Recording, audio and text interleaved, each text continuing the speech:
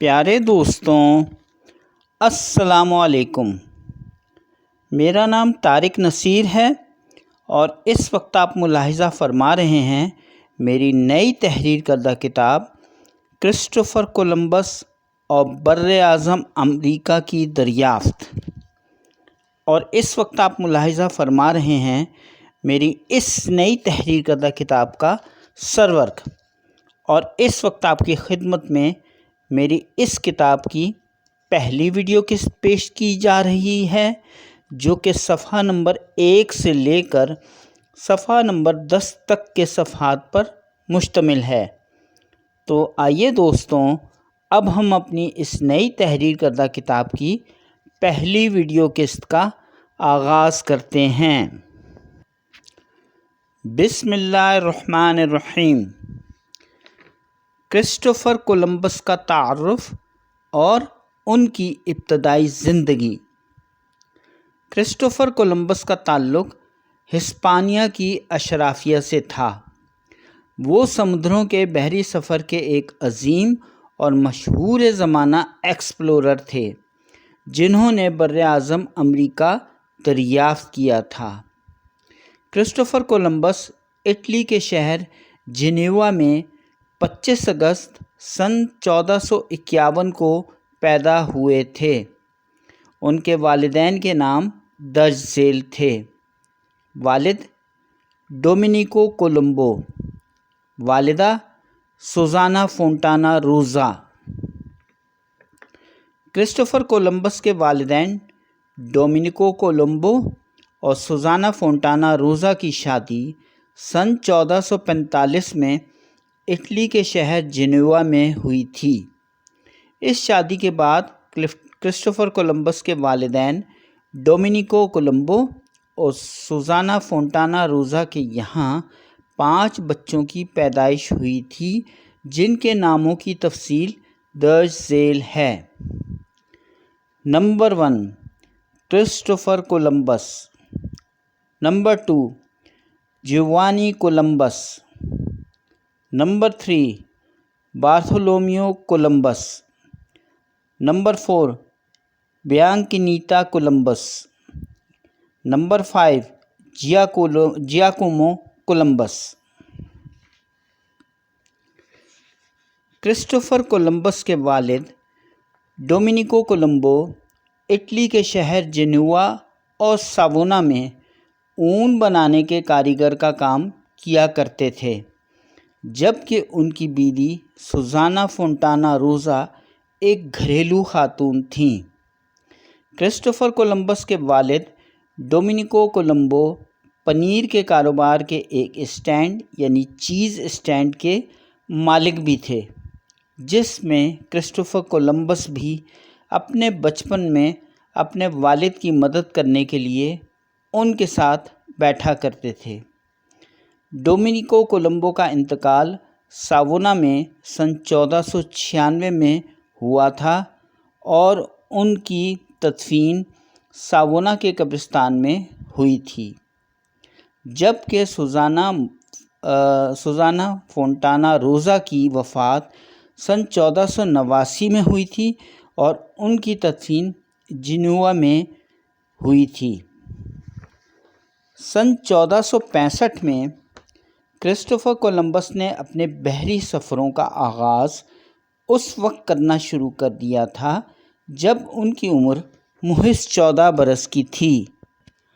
سن 1470 میں ڈومینیکو کولمبو کا خاندان جنیوا سے ساوونا منتقل ہو گیا تھا، جہاں پر ڈومینیکو کولمبو نے ایک ہوٹل کا کاروبار شروع کر دیا تھا۔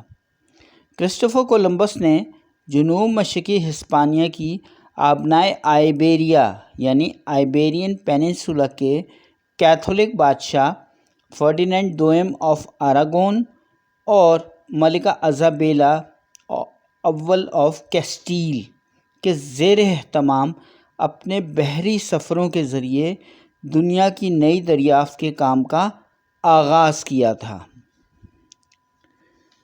کرسٹوفر کولمبس کے یہ ابتدائی بحری سفر یورپ بھر میں برطانوی جزائر سے لے کر بر اعظم افریقہ میں گھانا تک پھیلے ہوئے تھے۔ کرسٹوفر کولمبس کی ذاتی زندگی اور ان کا خاندان۔ کرسٹوفر کولمبس کی شادی اٹلی کے صوبے لومبارڈی سے تعلق رکھنے والی ایک پرتگیزی نوبل خاتون جن کا نام فلپا مونیز پریسٹریلو تھا سے سن 1479 میں پرتگال میں مادیرا کے جزیرہ نما کے ایک جزیرے جس کا نام پورٹو سانٹو ہے کے مرکزی قصبے ولا بیلریا میں ہوئی تھی۔ فلپا مونیز پریسٹریلو کے والد کا نام بارٹولومیو پیرسٹریلو تھا، جنہوں نے پورٹو سانٹو کا جزیرہ نما بھی دریافت کیا تھا اور جو پورٹو سانٹو کے سب سے پہلے گورنر بھی رہے تھے۔ بارٹولومیو پیرسٹریلو بھی کرسٹوفر کولمبس کی طرح ہی بحری سفر کے ماہر اور ایک مشہور نیویگیٹر تھے۔ بارٹولومیو پیرسٹریلو کی شادی فلپا مونیز پیرسٹریلو کی والدہ ایزابیل مونیز پریرا سے سن 1446 میں مادیرا ہی میں ہوئی تھی، جو بارٹولومیو پیرسٹریلو کی چوتھی بیوی تھیں۔ بارٹولومیو پیرسٹریلو کی دیگر بیگمات کے ناموں کی تفصیل درج ذیل ہے۔ نمبر 1، مارگریٹا مارٹنز، ان سے ان کی شادی سن 1431 میں ہوئی تھی۔ نمبر 2، برانکا ڈیاس، ان سے ان کی شادی سن 1418 میں ہوئی تھی۔ نمبر 3، برائٹس فورٹاڈو ڈی مینڈونکا، ان سے ان کی شادی سن 1446 میں ہوئی تھی۔ سن 1480 ہی میں کرسٹوفر کولمبس کا ایک بیٹا بھی پیدا ہوا تھا جس کا نام ڈیگو کولمبس تھا، لیکن بدقسمتی سے سن 1484 ہی میں کرسٹوفر کولمبس کی پیاری اہلیہ فلپا مونیز پیرسٹریلو کا انتقال ہو گیا تھا اور ان کی تدفین پرتگال کے شہر لسبن کے چیپل آف پائٹی میں کی گئی تھی، جس کے بعد کرسٹوفر کولمبس نے سن 1487 میں ہسپانیہ کے شہر کورتبا کے ایک متمول خاندان کی ایک 23 سالہ نوجوان خاتون بیاٹریس انریکویز ڈی ارانا سے دوسری شادی کر لی تھی، جس سے ان کے یہاں سن 1488 میں ایک اور بیٹا بھی پیدا ہوا تھا جس کا نام انہوں نے فرڈینینڈ کولمبس رکھا تھا۔ بیاٹریس انریکویز ڈی ارانا کے ساتھ کرسٹوفر کولمبس کا ذاتی تعلق تاریخ دانوں کے درمیان متنازع حیثیت رکھتا ہے اور وہ بیاٹریس انریکویز ڈی ارانا کو کرسٹوفر کولمبس کی بیوی کے بجائے ان کی محبوبہ خیال کرتے ہیں۔ کرسٹوفر کولمبس بڑی حد تک خود سے ہی تعلیم یافتہ تھے۔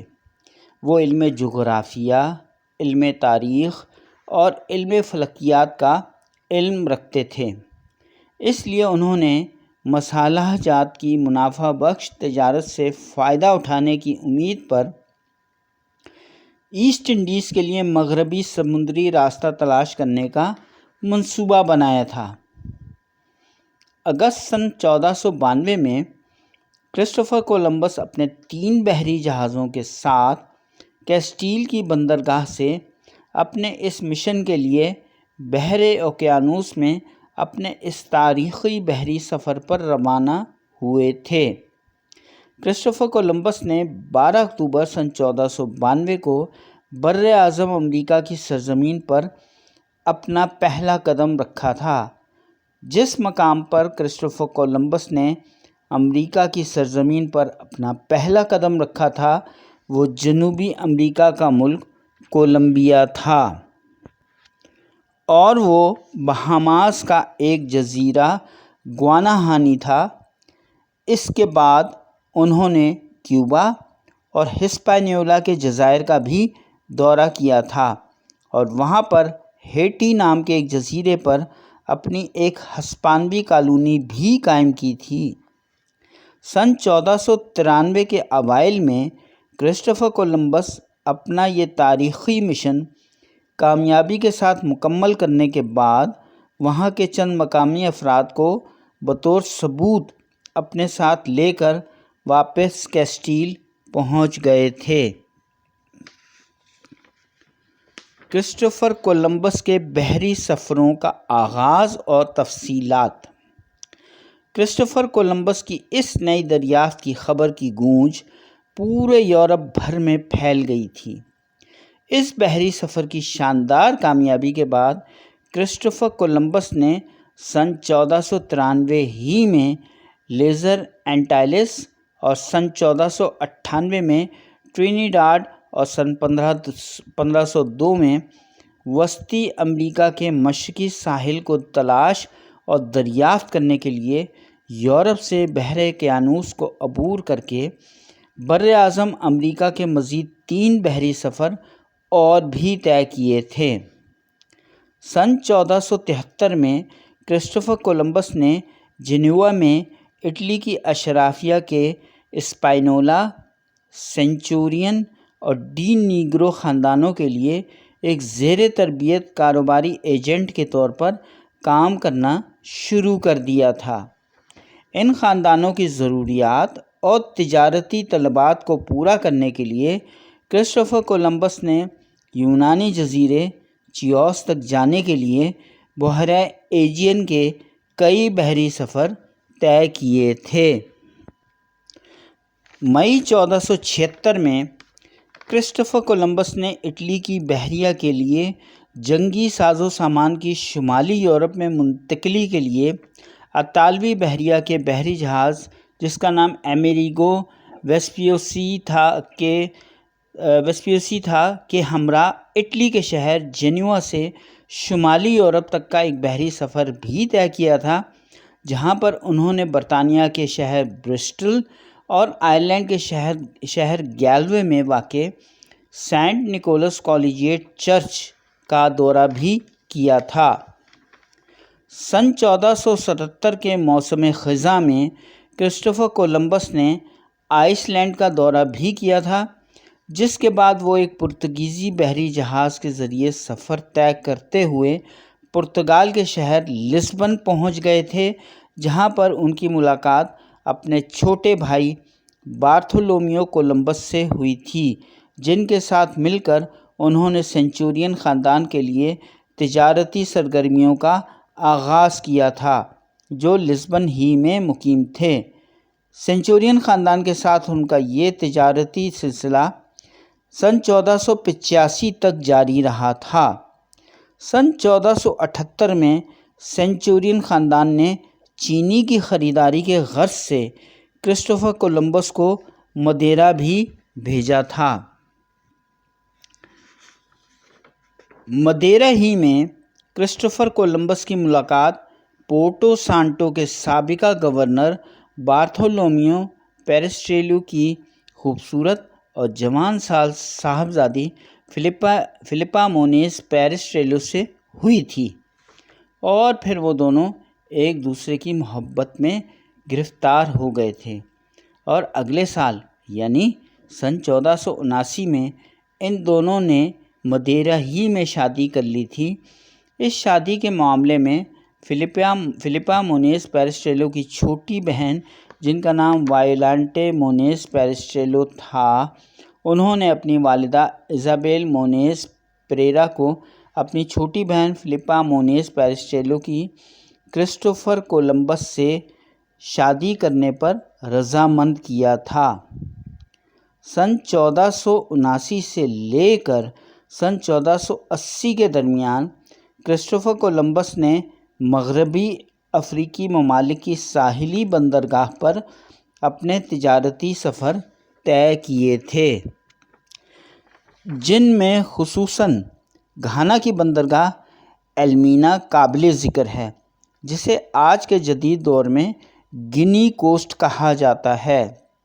لیکن سن 1484 میں جب کرسٹوفر کولمبس اپنے گھر واقع پورٹو سانٹو واپس پہنچے تو انہیں معلوم ہوا کہ ان کی پیاری اہلیہ فلپا مونیز پیرسٹریلو کا انتقال ہو گیا تھا۔ فلپا مونیز پیرسٹریلو کی تدفین پرتگال کے شہر لسبن کے چیپل آف پائٹی میں کی گئی تھی۔ کرسٹوفر کولمبس کی بحری سفروں پر علمی تحقیق۔ کرسٹوفر کولمبس بحری سفر سے متعلق علوم میں خصوصی دلچسپی رکھتے تھے۔ انہوں نے بحری علوم کو حاصل کرنے کے لیے لاطینی، پرتگیزی اور کاسٹلینی زبانیں بھی سیکھ رکھی تھیں۔ وہ علم فلکیات، علم جغرافیہ اور تاریخ کے علوم کو خصوصی دلچسپی سے پڑھا کرتے تھے۔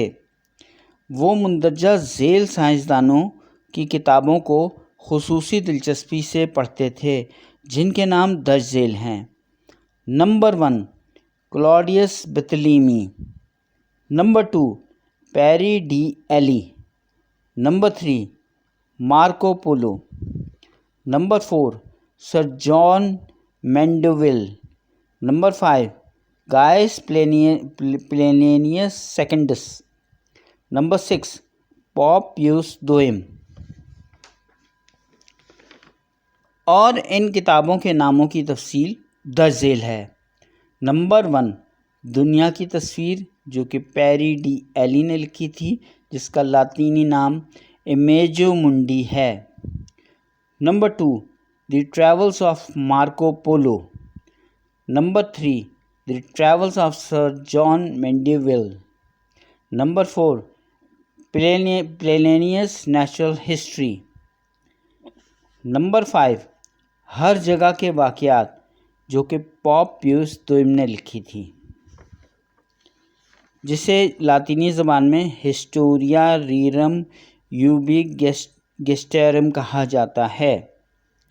سن 1474 میں اس دور کے اٹلی کے شہر فلورنٹائن اور موجودہ دور کے شہر فلورنس کے ماہر فلکیات پاولو ڈل پوژو ٹوسکینیلی نے پرتگال کے بادشاہ افونسو پنجم کو مشورہ دیا تھا کہ بحر اقیانوس کے اس پار مغرب کا بحری سفر بر اعظم افریقہ کے ارد گرد کے راستے کے مقابلے تک پہنچنے کے مقابلے میں بر اعظم ایشیا تک پہنچنے کا تیز ترین بحری راستہ ہوگا، لیکن پرتگال کے بادشاہ افونسو پنجم اور ان کے بعد آنے والے پرتگال کے نئے بادشاہ جان دوئم نے سن 1484 میں کرسٹوفر کولمبس کی اس تجویز کو مسترد کر دیا تھا۔